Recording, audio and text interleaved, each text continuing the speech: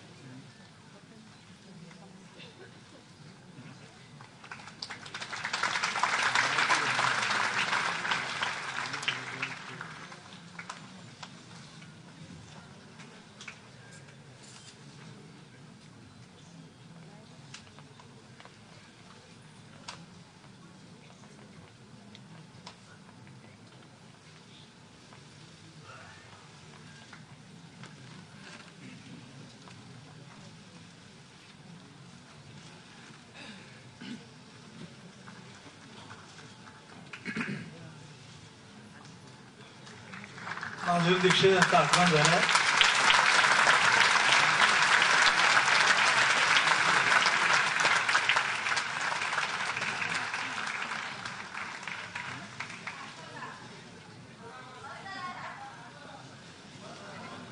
मी सगळ्या छायाचित्रकारांना विनंती करतो की जरा त्यांनी खाली बसावं. समोरच्या प्रेक्षकांना काहीही दिसत नाहीये. कृपया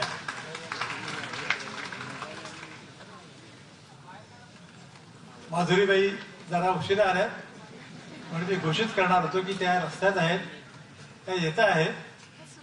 पण त्यांच्या इतकंच लाडकं आणि गोजीरवाण व्यक्तिमत्व महाराष्ट्राचं दुसरं श्री सुधीर गाडगीळ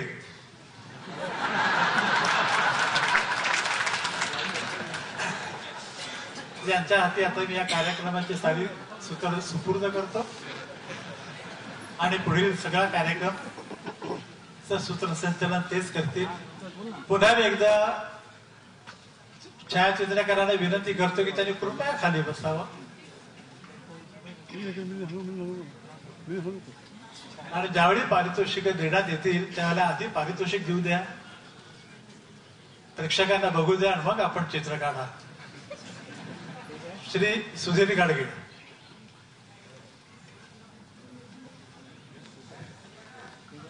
नमस्कार. तळपत्या तलवारीसारखी आवाजाची फेक, भिंगरीसारखी गोळीबंद ताण, गळ्याची लोचदार फिरत आणि तालाचा पक्केपणा असलेले, रुंद ढाला पहाडी पल्लेदार खणखणीत आवाज लावलेले गायक अभिनेते मास्टर दीनानाथ यांच्या स्मृतीला वंदन करून आजच्या 17व्या स्मृतिदिन सोहळ्याला आरंभ होत आहे. आज या सोहळ्याचं अध्यक्षपद भूषवत आहेत हिंदू हृदय सम्राट शिवसेना प्रमुख आदरणीय बाळासाहेब ठाकरे.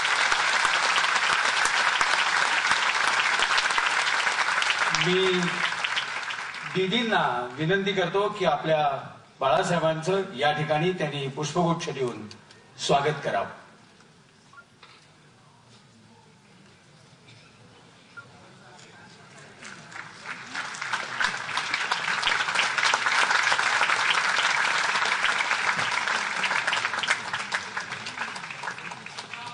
त्याचप्रमाणे या ठिकाणी आवर्जून प्रेमानं शिवसेना कार्याध्यक्ष उद्धवजी ठाकरे उपस्थित आहेत, त्यांचंही पुष्पगुच्छ देऊन स्वागत करावं.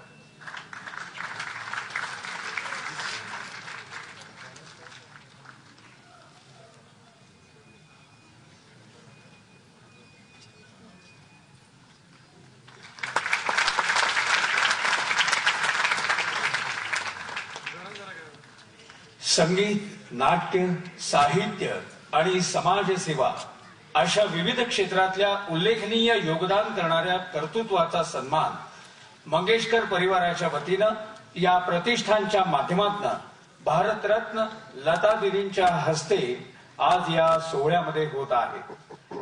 आता आपण थेट या पुरस्कार वितरणाला आरंभ करत आहोत. प्रत्येक सन्मानार्थीची मी अगदी मोजक्या शब्दात ओळख करून देईन. त्यानंतर दीदींच्या हस्ते त्यांना सन्मानित केले जाईल आणि नंतर पुरस्कार स्वीकारणारे आपलं मनोगत या ठिकाणी व्यक्त करतील. आधीच बाळासाहेबांनी म्हणजे हृदयनाथ मंगेशकरांनी सांगितल्याप्रमाणे या वर्षीपासून या 17व्या सोहळ्यापासून पुरस्काराची रक्कम दुप्पट म्हणजे 1,00,000 रुपये करण्यात आलेली आहे. सन्मान चिन्ह आणि रोख रक्कम देऊन हा गौरव होत आहे. सर्वप्रथम प्रदीर्घ सेवेबद्दलचा मास्टर दीनानाथ पुरस्कार त्याचे यंदाचे मानकरी आहेत कलकत्त्याच्या स्वर परंपरा असलेल्या घराण्यात जन्मलेले ज्येष्ठ तबलावादक पंडित कुमार बोस. तबला वादनाच्या क्षेत्रात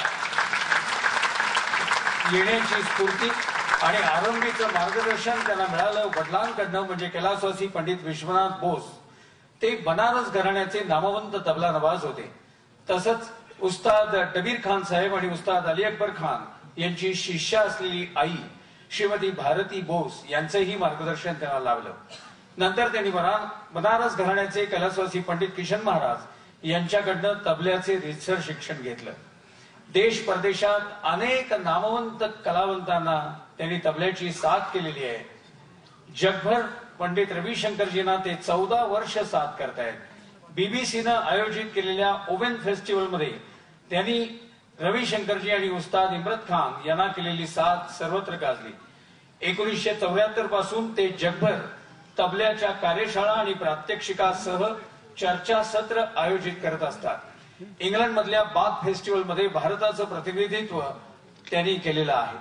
मृणाल सेन यांच्या आंतरराष्ट्रीय ख्यातीच्या जेनेसिस या फिल्मसाठी पंडित रविशंकरांबरोबर सहाय्यक संगीत दिग्दर्शक म्हणूनही त्यांनी काम केलेलं आहे. झी 24 तास एक पाऊल पुढे.